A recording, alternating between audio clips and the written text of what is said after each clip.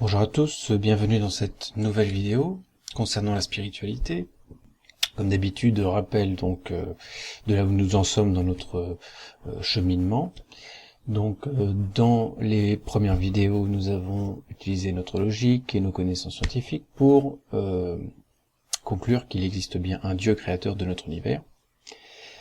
Et dans les deux vidéos suivantes, donc j'ai présenté la vérité biblique comme la vérité qui explique, ou plutôt comme la réponse à la question, donc qui est ce Dieu? Et donc j'ai parlé de mon témoignage, et puis ensuite j'ai présenté des témoignages concordants. Alors j'en ai présenté seulement une très faible quantité, mais si vous allez sur internet et que vous tapez « j'ai rencontré Dieu » par exemple, vous verrez une infinité de témoignages similaires, et personnellement, d'après mes propres recherches, je n'ai trouvé aucune autre religion, ou plutôt aucune autre vérité spirituelle, qui soit validée par autant de témoignages concordants. Voilà. Donc si vous tapez « j'ai rencontré Dieu » sur internet, vous verrez que en fait quand les gens rencontrent Dieu, eh bien ils rencontrent Jésus. Ils rencontrent Dieu à travers Jésus. Voilà. Et comme il est écrit dans la Bible, Jésus a dit nul n'atteint le Père que à travers moi. Voilà. Donc voilà où nous en sommes. Et donc là j'ai parlé de témoignages, c'est-à-dire de expériences personnelles, mais maintenant je vais parler d'expériences objectives, c'est-à-dire les miracles, qui sont des événements matériels que l'on pourrait étudier scientifiquement. Si on pouvait évidemment savoir en avance qu'il va y avoir un miracle quelque part, on pourrait mettre des appareils de mesure et mesurer physiquement, voilà ce qui se passe. Bon. Alors évidemment, les miracles souvent arrivent quand personne ne s'y attend, et donc il est difficile de les étudier scientifiquement et de prouver que ce sont des faits authentiques, mais il y a quand même des études scientifiques qui peuvent être faites a posteriori. Et donc par exemple je donne un premier exemple de miracle. Donc je pense que c'est un miracle assez connu, un miracle dit eucharistique, c'est-à-dire qui arrive pendant l'Eucharistie lors de la messe à l'église, et qui s'appelle le miracle de Lanciano, je crois. Et en fait, alors ça s'est passé il y a plusieurs siècles, c'est-à-dire qu'un prêtre doutait de la présence de Jésus dans l'hostie, le vin et l'hostie, c'est-à-dire est-ce que c'est vraiment la chair, est-ce que c'est vraiment le sang de Jésus, et devant lui donc le vin et l'hostie se changent en chair et en sang. Bon. Alors ce sang et cette chair ont été conservés, et assez récemment, eh bien une étude scientifique a été faite sur des prélèvements faits sur cette hostie et ce vin, et donc il a été démontré scientifiquement qu'il s'agit bien de sang humain frais, et que la chair, c'est bien de la chair, et précisément je crois de la chair du cœur, qu'il aurait été très difficile donc de prélever. D'après le scientifique qui a étudié donc ces prélèvements, ça aurait été très difficile à l'époque de prélever cette partie du cœur, là, avec les connaissances de l'époque. Bon. Donc voilà, donc il y a quand même certains faits miraculeux qui peuvent être étudiés scientifiquement et donc qui sont authentifiés. Et il faut savoir que l'Église catholique a aussi tout un système de validation des miracles, et c'est pas parce que quelqu'un dit il y a un miracle, il y a une statue qui pleure, que le Vatican dit c'est bon, c'est un miracle. Non, il y a une étude très précise, très méticuleuse, et au contraire le Vatican est plutôt réticent à accepter, valider les miracles. Donc il y a une rigueur qui même de la part du Vatican, qui permet de dire que quand le Vatican valide un miracle, eh bien que ça s'est vraiment passé physiquement, matériellement. Bon. Alors après, évidemment, le problème de l'étude scientifique, c'est que, vu de l'extérieur, eh bien c'est assez difficile, quand on n'est pas scientifique, quand on n'a pas le dossier sous les mains, quand on n'a pas les instruments de mesure, d'aller le refaire nous-mêmes pour vérifier. Donc même si on donne un rapport comme ça fait par un scientifique, on peut toujours dire oui mais ce scientifique n'était pas bon, ses résultats sont erronés, ou alors il avait un regard biaisé, il a faussé les résultats, et donc voilà, donc Il y a quand même d'autres miracles qu'on peut authentifier sans passer par la science, c'est-à-dire par exemple des apparitions qui sont vues par des milliers de personnes. Et évidemment aujourd'hui une apparition, on peut se dire voilà, avec la technologie de notre époque, on peut imaginer que c'est artificiel, mais il y a des apparitions qui ont été faites à des époques, enfin qui sont apparues à des époques où il n'y avait pas du tout ce genre de technologie, et donc où la seule explication possible, eh bien, c'est que c'est un véritable miracle. Il y a d'ailleurs un miracle de ce genre qui est très intéressant, qui est très connu, qui s'appelle donc l'apparition de Fatima, qui a l'intérêt de s'être passé au début du XXe siècle, c'est-à-dire à une époque où on n'avait pas encore donc la technologie pour faire ce genre de miracle de façon artificielle, mais on avait déjà des appareils photo, voilà, donc on a pu prendre des photos, il y a des témoignages par milliers, et donc vraiment on peut dire que ce miracle est impossible à remettre en cause.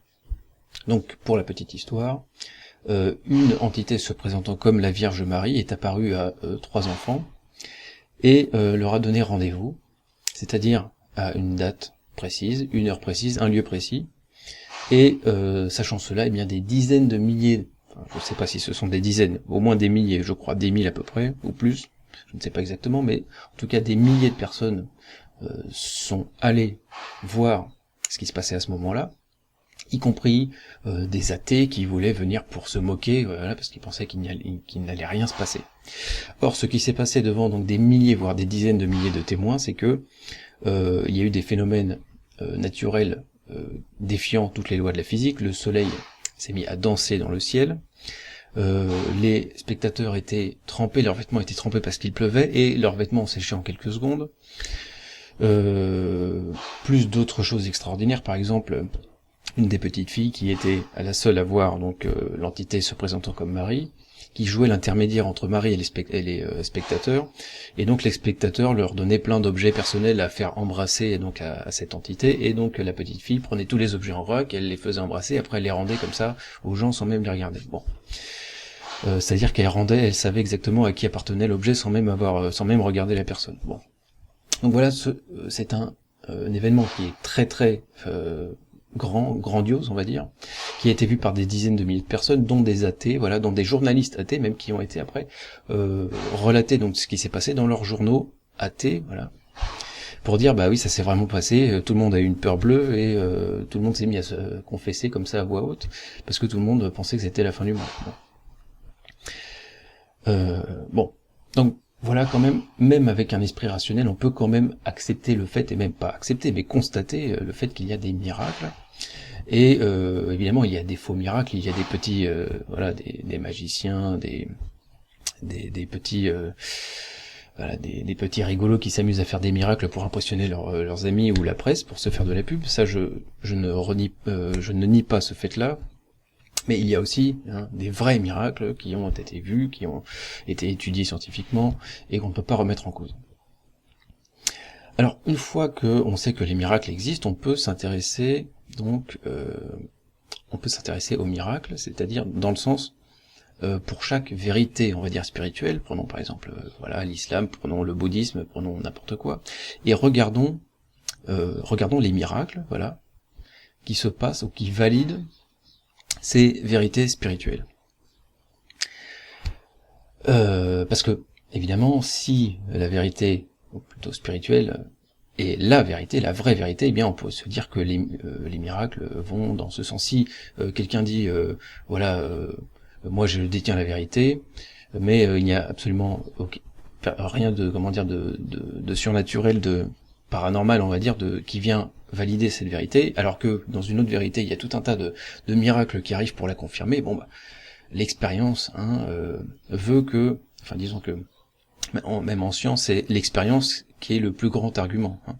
On peut pas valider une théorie scientifique, une formule qu'on trace, enfin qu'on écrit sur un bout de papier, s'il n'y a pas l'expérience qui vient donc confirmer. Voilà. Donc, s'il y a des faits comme ça qui viennent appuyer une vérité spirituelle, eh bien il faut s'intéresser à ces faits. Donc voilà, donc moi personnellement, quand j'ai essayé de faire le bilan comme ça des miracles qui se passent sur Terre, eh bien, je me suis rendu compte que, en fait, il y a des miracles un peu partout, on va dire, hein, un peu pour dans chaque vérité, même si, bon, par exemple, prenons le bouddhisme, je n'ai trouvé aucun miracle, disons aujourd'hui, qui se passe aujourd'hui. Quelqu'un qui a vu Bouddha ou je sais pas quoi, ou bon, bref. Les seuls miracles dont on peut parler, ce sont les miracles qui se sont passés à l'époque de Bouddha, donc invérifiables de nos jours. Ensuite, bon, en ce moment j'étudie l'islam en vue de faire une vidéo sur l'islam, et bon, force est de reconnaître que il y a aussi certains miracles, c'est-à-dire certains faits extraordinaires qui se passent, on va dire, dans l'islam. Il y a une vidéo d'ailleurs qui les regroupe, je mettrai le lien dans la vidéo. Vous savez, par exemple, bon, enfin bon, c'est un détail, mais vous avez un poisson, voilà, un poisson, et les taches sur le poisson, d'un côté forment le mot Allah et de l'autre Mohamed. Voilà, bon, on peut se dire que le hasard pourrait difficilement faire une chose pareille. Un ou deux poissons, je crois, bon, peu importe. Il y a des miracles comme ça. Mais j'ai constaté ceci, et j'invite chacun à vérifier de son côté si c'est vraiment comme ça. J'ai constaté que la somme des miracles, enfin le nombre de miracles qui ont lien avec la vérité biblique sont infiniment plus nombreux et infiniment plus forts que pour les autres vérités spirituelles. Donc c'est que si on essaye de comme ça de se le faire un peu visuellement, voilà, de s'imaginer comme ça. Imaginons qu'on trace comme ça un peu en 3 dimensions, voilà, un diagramme en 3 dimensions avec voilà des zones. Ici c'est le bouddhisme, ici c'est voilà confucianisme, hindouisme, et puis vous voyez des collines comme ça qui se dessinent, et puis vous allez voir au loin un pic comme ça montagneux, et vous vous direz mais qu'est-ce que c'est? Eh ben on vous dira, eh ben ça c'est le christianisme. Voilà. C'est-à-dire que rien que étudier les miracles, eh bien ça pointe déjà dans cette direction. Ça pointe dans la direction donc du christianisme et de la vérité biblique, parce que on se rend compte que c'est là que ça se passe. On se rend compte que c'est là qu'il faut le chercher. Alors maintenant, j'aimerais quand même dire attention, parce que nous, de notre point de vue, on se dit un miracle vient forcément de Dieu. On peut se le dire ça, mais en fait non, ce n'est pas vrai.